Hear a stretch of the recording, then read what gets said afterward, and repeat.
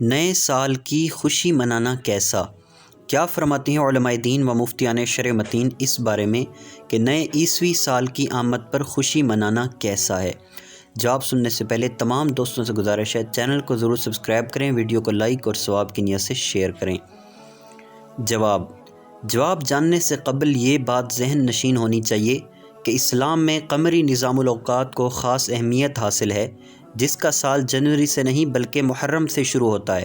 اللہ عز و جل نے قرآن پاک میں 12 مہینوں کا تذکرہ فرمایا ہے، ان سے قمری مہینے ہی مراد ہیں اور انہی کو اللہ عز و جل نے لوگوں کے لیے اوقات قرار دیا۔ شریعت کے کثیر احکام عبادات و معاملات مثلا روزہ، زکوٰۃ، حج، عورتوں کی عدت، رضاعت، بلوغت وغیرہ بھی انہی پر مبنی ہیں۔ نیز قمری سال عرف و استعمال کے اعتبار سے بھی مسلمانوں کی علامت سمجھی جاتی ہے، اس لیے بہت عمدہ ہے کہ ہم اپنے نجی، سماجی اور معاشرتی معاملات میں حتی الامکان اس کا اعتبار کریں۔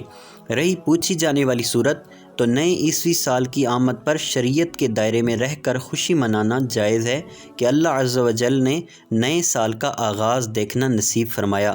ہر سانس، ہر گھڑی اللہ عز و جل کی عطا کردہ نعمت ہے، لیکن حدود شرع کو پامال کرتے ہوئے نئے سال کی خوشی منانا، جیسا کہ اس موقع پر معاذ اللہ شراب نوشی، ناچ گانے کی محافل کا انعقاد، مردوں عورتوں کا اختلاط، بے پردگی و فحاشی، آتش بازی، ہوائی فائرنگ کی جاتی ہے۔ نئے سال کا آغاز ہوتے ہی ادھم مچا کر، بلند آواز سے ڈیگ لگا کر، موٹر سائیکلوں اور گاڑیوں کے سلنسر نکال کر گلیوں سڑکوں پہ گھومنا اور لوگوں کا سکون برباد کرنا، اس کے علاوہ ون ویلنگ کا تماشا کرتے ہوئے اپنی جان کو ہلاکت میں ڈالنا، الغرض طرح طرح کے خلاف شرع امور کا ارتکاب کر کے خوشی منائی جاتی ہے۔ مزید برآں ان میں کئی امور خلاف شرع ہونے کے ساتھ ساتھ قانونی جرم بھی ہوتے ہیں، جو ان کی حرمت یعنی حرام ہونے میں اضافہ کرتے ہیں۔ اس انداز سے جو بھی خوشی منائی جائے، چاہے وہ نئے سال کی آمد کی ہو یا کوئی اور، ناجائز و حرام ہے۔ مہینوں کے متعلق اللہ عز و جل نے قرآن پاک میں ارشاد فرمایا، ترجمہ کنز ایمان: بے شک مہینوں کی گنتی اللہ کے نزدیک 12 مہینے ہیں اللہ کی کتاب میں، جب سے اس نے آسمان و زمین بنائے، ان میں سے 4 حرمت والے ہیں۔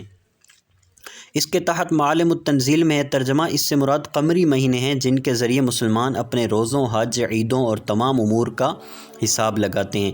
قمری نظام الاوقات کو لوگوں کے لیے وقت قرار دیا، چنانچہ ارشاد باری تعالیٰ ہے، ترجمہ کنز ایمان: تم سے نئے چاند کو پوچھتے ہیں، تم فرما دو وہ وقت کی علامتیں ہیں لوگوں اور حج کے لیے۔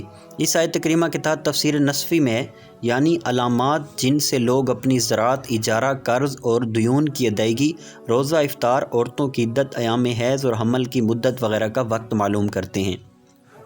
دین اسلام میں شراب نوشی حرام ہے، چاہے خوشی کا موقع ہو یا کوئی اور، اس کے ترک میں ہی انسان کی عافیت اور فلاح و کامیابی کا سامان ہے۔ چنانچہ شراب کے متعلق قرآن عظیم میں ہے، ترجمہ کنز ایمان: اے ایمان والو، شراب اور جوا اور بت اور پانسے ناپاک ہی ہیں، شیطانی کام، تو ان سے بچتے رہنا کہ تم فلاح پاؤ۔ یوں ہی خوشی کے موقع پر باجے کی آواز کو دنیا و آخرت میں ملعون قرار دیا گیا، چنانچہ مسند بزار میں ترجمہ: 2 آوازیں دنیا و آخرت میں ملعون ہیں، نعمت کے وقت باجے کی آواز اور مصیبت کے وقت رونے کی آواز۔ اور گانوں کے متعلق سنن ابو داؤد و شعب الایمان میں ہے، ترجمہ: گانا دل میں اس طرح نفاق پیدا کرتا ہے جیسے پانی کھیتی کو اگاتا ہے۔ فارشیت میں ناچنا، تالی بجانا، ستار، 1 تارہ، 2 تارہ، ہارمونیم، چنگ، تنبورہ بجانا، اس طرح دوسرے قسم کے سب باجے سب ناجائز ہیں۔ شریعت نے مرد و عورت دونوں کو پردے کا تاکیدی حکم دیا اور بے پردگی سے منع فرمایا، چنانچہ قرآن مجید میں ہے، ترجمہ کنز ایمان: مسلمان مردوں کو حکم دو اپنی نگاہیں کچھ نیچی رکھیں اور اپنی شرمگاہوں کی حفاظت کریں، یہ ان کے لیے بہت سترا ہے، بے شک اللہ کو ان کے کاموں کی خبر ہے۔ اور مسلمان عورتوں کو حکم دو کہ اپنی نگاہیں کچھ نیچی رکھیں اور اپنی پارسائی کی حفاظت کریں اور اپنا بناؤ نہ دکھائیں مگر جتنا خود ہی ظاہر ہے۔ فتاوی رضویہ میں لڑکیوں کا غیر مردوں کے سامنے خوشی لہانی سے نظم پڑھنا حرام ہے، اور اجنبی نوجوان لڑکوں کے سامنے بے پردہ رہنا بھی حرام، اور جو اپنی لڑکیوں کو ایسی جگہ بھیجتے ہیں بے حیا بے غیرت ہیں، ان پر اطلاق دیوس ہو سکتا ہے۔ مروجہ آتش بازی جو کہ شادی بیاہ، شب برات و نیو ایئر نائٹ کے موقع پر کی جاتی ہے، حرام ہے، چنانچہ فتاوی رضویہ میں آتش بازی جس طرح شادیوں اور شب برات میں رائج ہے، بے شک حرام اور پورا جرم ہے کہ اس میں مال ضائع کرنا ہے۔ قرآن مجید میں ایسے لوگوں کو شیطان کا بھائی فرمایا، قال اللہ تعالیٰ، ترجمہ اللہ تعالیٰ نے ارشاد فرمایا، کسی طرح بیجا خرچ نہ کرو، کیونکہ بیجا خرچ کرنے والے شیاطین کے بھائی ہوتے ہیں اور شیطان اپنے پروردگار کا بہت بڑا ناشکرا ہے۔ ایسے مواقع پر ہلڑ بازی یقیناً مسلمانوں کی ازاء کا باعث بنتی ہے، جبکہ بلا وجہ شرعی کسی مسلمان کو اذیت دینا بھی حرام ہے۔ حدیث پاک میں ہے، جس نے کسی مسلمان کو ایذا دی اس نے مجھے ایذا دی، اور جس نے مجھے ایذا دی اس نے اللہ کو ایذا دی۔ ون ویلنگ کرنا اپنے آپ کو ہلاکت میں ڈالنا ہے، اور اللہ تعالیٰ نے اپنے آپ کو ہلاکت والے کاموں میں ڈالنے سے منع فرمایا۔ چنانچہ ارشاد باری تعالیٰ ہے، اور اپنے ہاتھوں اپنے آپ کو ہلاکت میں نہ ڈالو۔ اس آیت کریمہ کے تحت نور العرفان میں معلوم ہوا کہ ہلاکت کے اسباب سے بچنا فرض ہے، جیسے خودکشی کرنا، بھوک ہڑتال کر کے اپنے آپ کو ہلاک کرنا، زہر کھانا، طاعون کی جگہ جانا وغیرہ۔ ساتھ ہی ساتھ ون ویلنگ قانوناً جرم بھی ہے، اور قانونی جرم کا ارتکاب شرعاً ناجائز ہے۔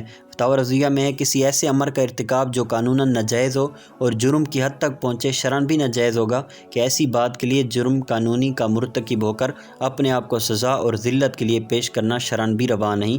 قال تعالیٰ، ترجمہ، اور اپنے ہاتھوں ہلاکت میں نہ پڑو۔ واللہ اعلم عز وجل ورسولہ اعلم، صلی اللہ تعالیٰ علیہ وآلہ وسلم۔